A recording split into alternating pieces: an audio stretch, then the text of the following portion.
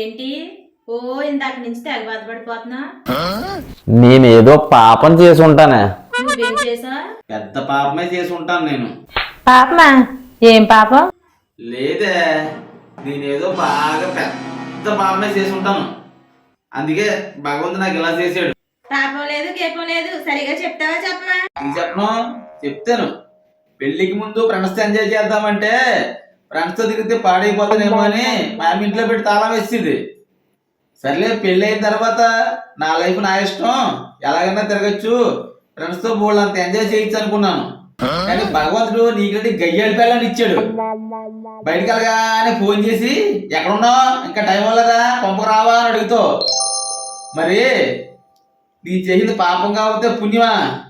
పుణ్యం చేసి ఉంటే మంచి పిల్లం వచ్చును. పాపం చేశాను కాబట్టి నీకు గయ్యాడి పిల్లం తగిలింది నాకు.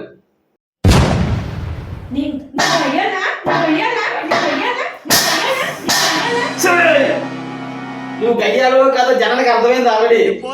నువ్వు గయ్యాలా అనకూడదు.